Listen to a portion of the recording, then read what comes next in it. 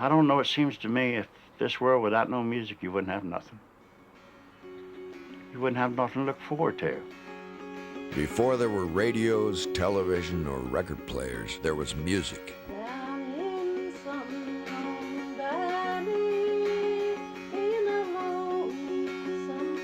The wellspring of the country sound is the folk music that everyday people made to amuse themselves over 100 years ago in the green, misty valleys of our Appalachian Mountains.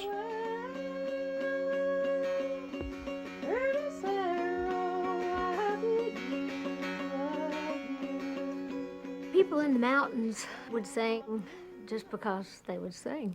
They sang when they were doing the laundry. They sang when they were rocking the babies. They sang when they went to church. I think it was just a release and a wonderful, glorious thing for mountain people to do. I grew up on a dirt road farm. And you sit on your porch in the spring and the summer with my guitar. I had a little guitar, and I'd strum for anybody that came along. Music was very uncomplicated, just as the folks back then were uncomplicated. So you had the preacher singing, trying to convert the sinners, and the farmers and the factory workers singing to try to make the work go faster and make the time flow. So many times families gathered together in the evening just to make homemade entertainment. You know, when the light bulb was invented in the 1800s, people moved indoors. And when they had AC come along, the front porches went out. And I think when the TV was invented, a terrible thing happened. Families stopped making homemade entertainment in the evenings. Country music came from the back porches of America, the living rooms, the parlors, the barn dances. And this is in the 20s. The record executives found out about it, and then they turned it into a big industry. People would gather together, neighbors, in their home, and they would sit down and play instruments, you know, the banjo and the fiddle. You had music everywhere. You had music over the dishpan and rocking the baby and sweeping the floor and in the cornfield, and you sang songs to make the work go better. And in the evenings, you'd sit on the front porch with the family and enjoy the songs. Suddenly you'd realize that you were singing and you'd listen to them. Oh, my mommy sang all the time, and she would always sing when she was sewing on the old Singer sewing machine. And I would be rocking the babies while Mommy was sewing and making clothes for us to wear. And Mommy would sing all these songs about the little orphan girl and Come Up Here, My Little Bessie, and The Great Titanic. And if there was anything that happened in the hills or in the mountains, Mommy wrote about it, or somebody else wrote about the song, you know.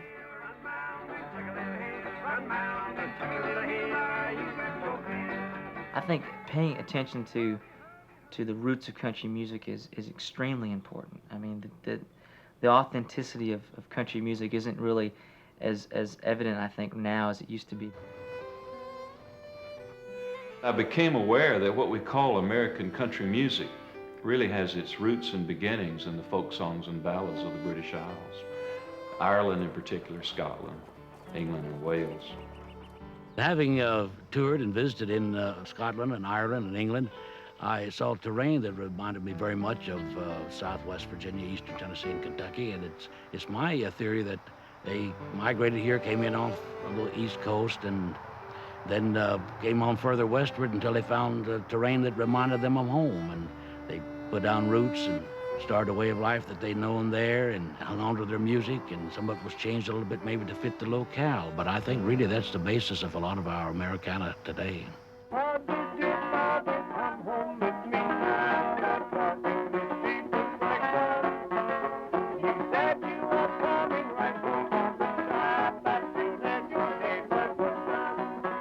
America represents all of these countries coming here for freedom, religious freedom, for the freedom to grow up to raise their children to be the kind of people they want to be instead of what the Lord of the land or the King of the land says. America represented that.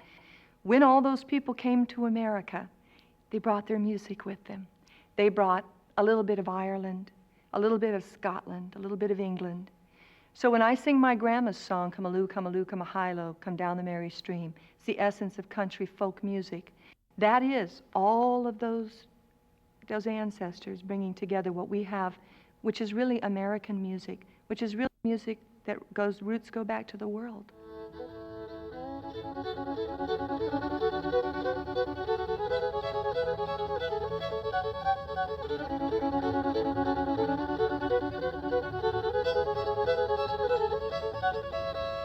Although we think of the guitar as country's main instrument, before the 1930s, the fiddle was the dominant instrument in country music.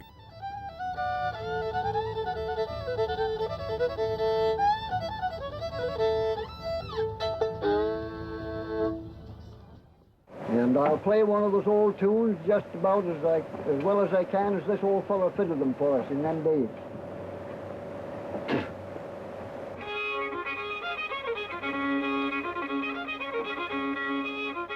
The fiddle became a very important instrument because it could carry the melody, it could sing, and it could make people dance.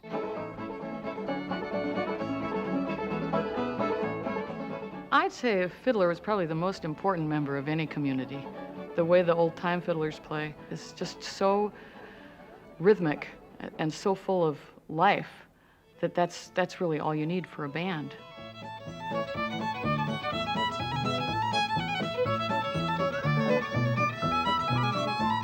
The fiddle has early roots here in Nashville.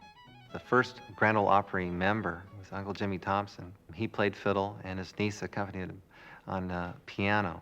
There was no singing. It was mainly just playing instrumental music in those days in country, and it was almost reverse. It was sort of like if they had a vocal, it would be a vocal solo in the middle of the tune. And Roy Acuff, another great fiddler that came along in the 1930s, kind of reversed that pattern to where the ballad was sung and there was instrumental breaks. And so I think you've got to credit Roy Acuff with the first one to really develop the pop song. Listen to the jingle, the rumble, and the roar as she glides along the woodland through the hills and by the shore. Hear the roar of the engine, hear those lonesome hobos squall. You're traveling through the jungles on the Wabash Cannonball.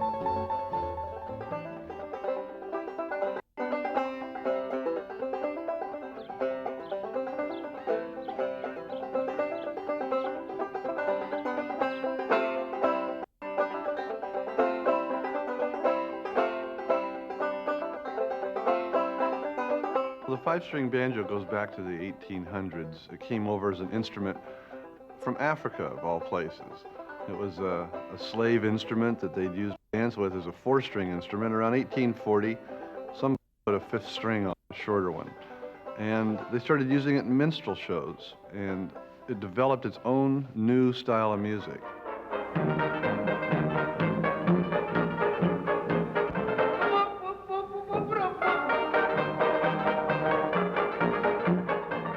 As time went on, it became one of the essential instruments of the prairie and the frontier.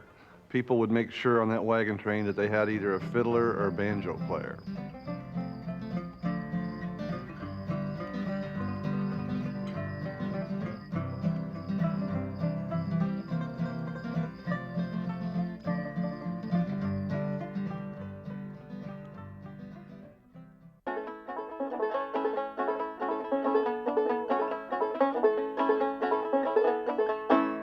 They believed in Jesus, not one word was said. But went on down to Lazarus' grave, raised him from the dead. In the 1920s, the banjo was taken to greater fame by the first big star of radio's Grand Ole Opry. He was part medicine show barker, part minstrel, part comic, part evangelist, and all ham.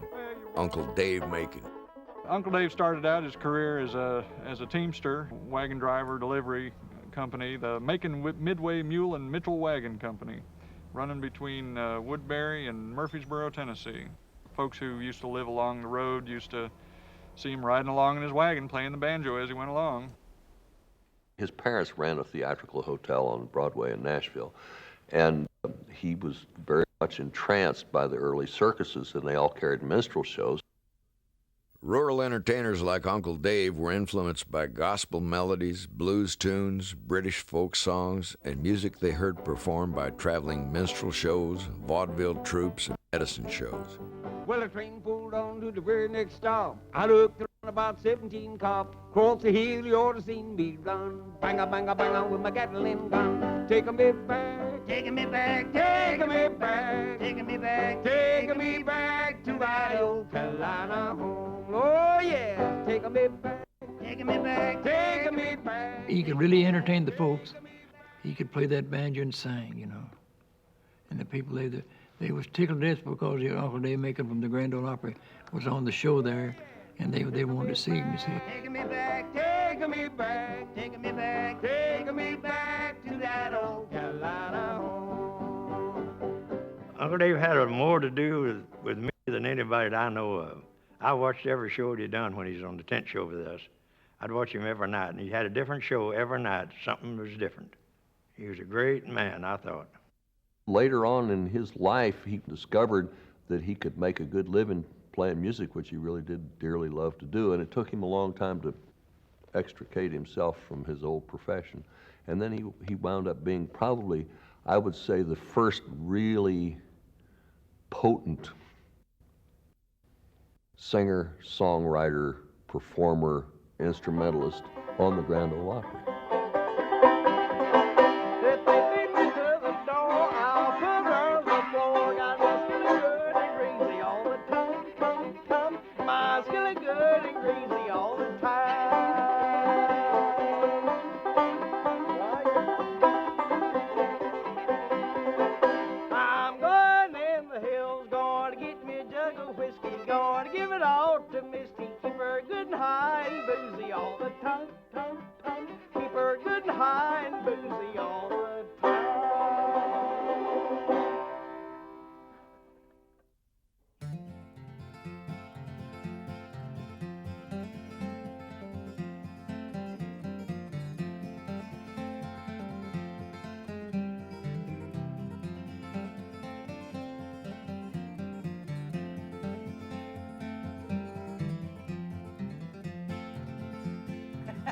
If I was on some foggy mountaintop, I'd sail away to the west.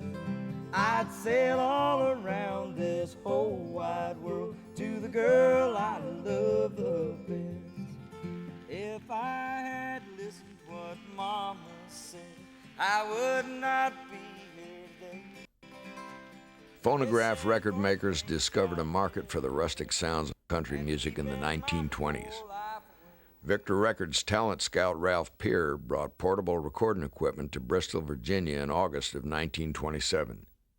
With these Bristol recordings, which have been referred to as the birth of country music, the first two national recording superstars of country music were discovered: Jimmie Rodgers and the Carter family. Mr. Peer, you know, he put an ad in the Bristol paper for all talent to come up and try out. Maybelle, AP, and I, we decided we'd go up. Of course, we didn't think anything about it. Just thought it more or less just a trip.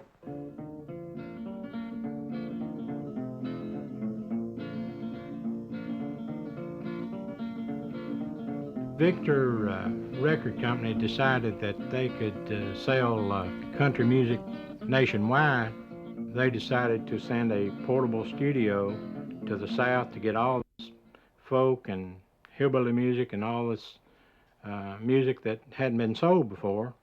So when they sent their studio out, Bristol was the first stop. It was a big deal to travel to Bristol back then. And I can remember the cars, they must have not have been very good because they kept having flats.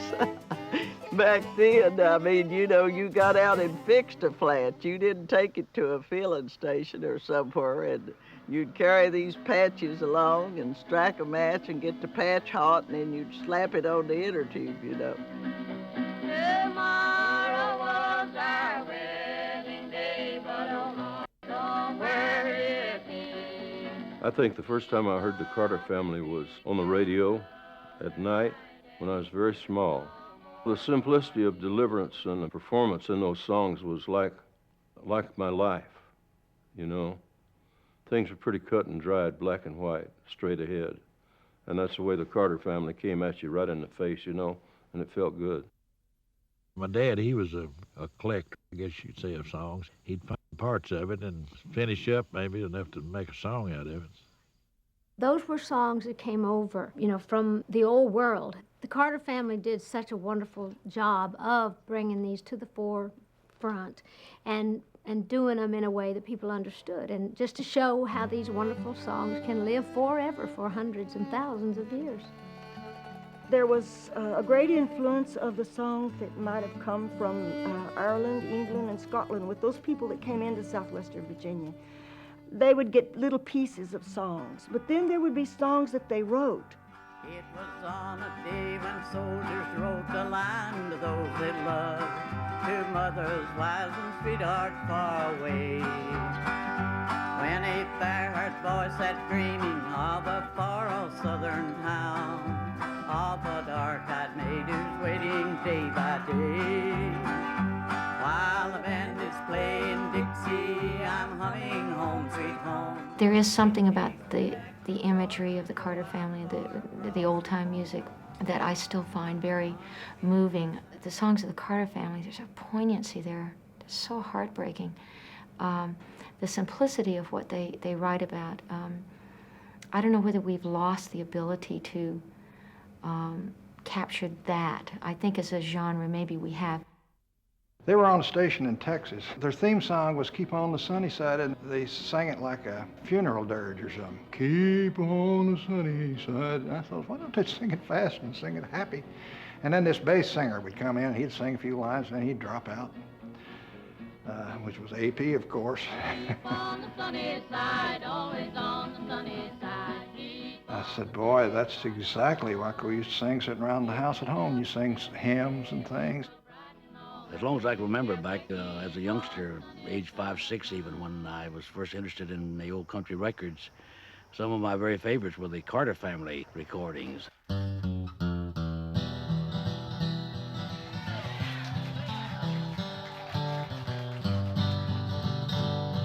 I sell the morning paper, sir. My name is Jimmy Brown. Everybody knows I am the newsboy of the town. You'll hear me yelling a morning star as I run along the street. I have no hat upon my head, no shoes upon my feet. I have no hat upon my head, no shoes upon my feet. Uncle AP, he would sell fruit trees, or he would have an old sawmill somewhere. That was a big priority in his life. He loved music, but the two who really loved to sing and to play music, I think, was Mother and Aunt Sarah. And they would play for fun.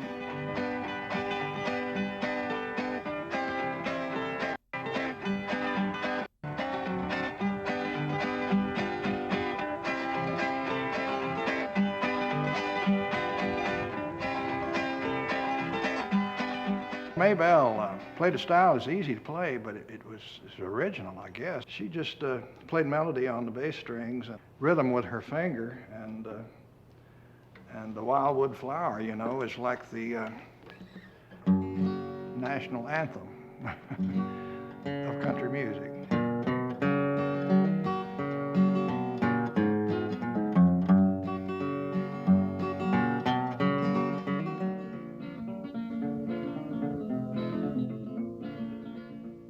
Mother Maybelle was the one that I wanted to learn to pick my guitar like. And I learned every one of her songs and every one of Jimmy Rogers' songs, knew all of those. But Mother Maybelle was my favorite. Mother Maybelle invented this style of playing called the Carter scratch, which was kind of your thumb and your fingernails kind of scratching on the strings.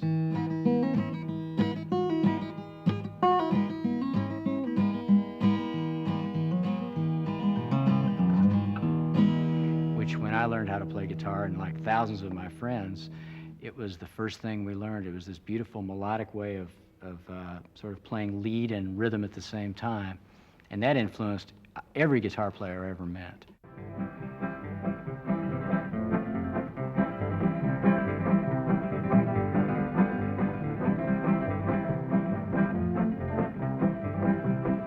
What she played was accessible. When you heard her play the guitar, it was something a person could do, and it sounded good, and she could do it. And it was a magical thing. Working with her was like working with an angel in attitude and delivery. I started back when I was a kid. I used to play 5-string banjo. In fact, I started playing the auto harp before I could remember, to tell you the truth.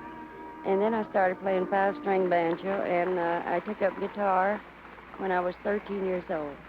I met Maybelle Carter about 1948, I guess it was, in Knoxville, Tennessee. She was 39 years old, and they gave me a job, Maybelle and the Carter Girls, and kind of saved my life. I needed work at that time. She played a little tune I liked where she did a lick. You Are My Flower. And so I wrote a tune about Maybelle, and I loved her so much and still miss her. Yeah, it's called Maybelle.